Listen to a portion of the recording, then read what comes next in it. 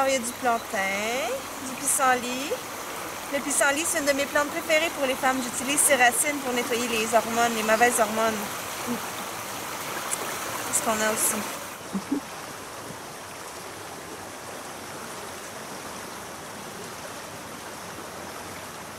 Quels sont les différents éléments perturbateurs du cycle féminin?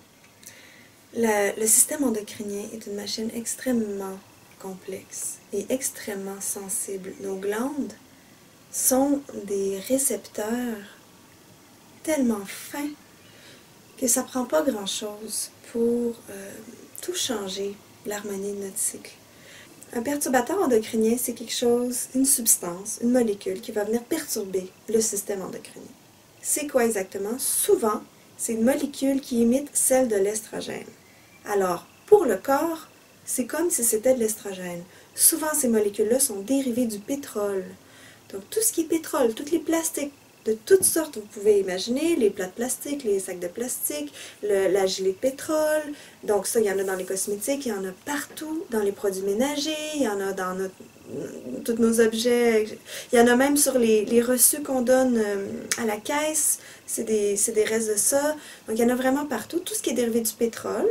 Puis ensuite, ça peut être aussi des hormones. Alors les hormones qu'on donne aux animaux pour les faire grandir plus vite, qu'on met dans le lait, qu'on met dans le lait, qui se retrouve dans le lait.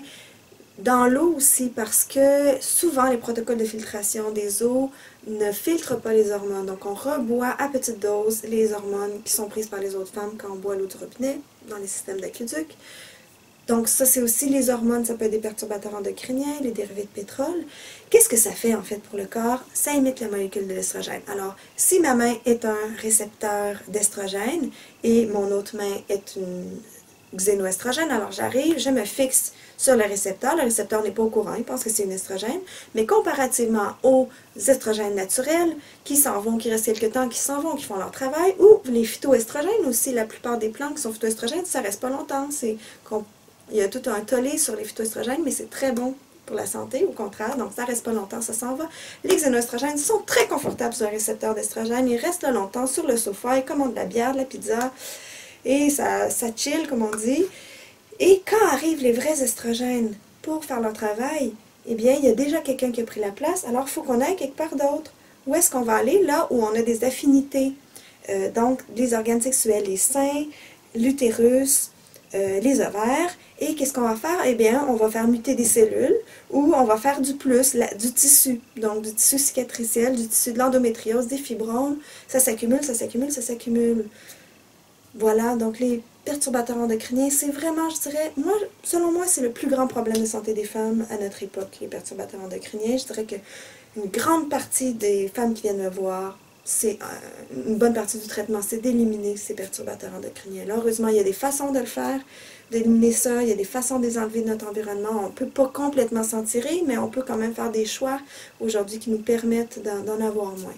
Je reçois des femmes qui vont voir plusieurs médecins, puis la seule solution qu'ils ont à leur proposer, c'est de prendre la pilule.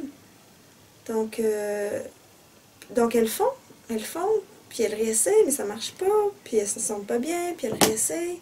Ils sont découragés. Quand ils arrivent à mon bureau, ils sont complètement découragés. Mon bureau par Skype, là, je fais aussi des Skype. Puis finalement, ils prennent du gâtillier, ils prennent je sais pas quelle autre plante, puis d'un coup, elles se rendent compte, ben finalement, c'était pas vrai. Mon cycle est capable de fonctionner. Mes ovaires fonctionnent. Je retrouve ma jeunesse. Bon, c'est pas toujours magique comme ça, mais en général, ça marche vraiment facilement. Donc, le naturel peut vraiment les aider. Il suffit juste de trouver. Il suffit juste de trouver, de voir autrement.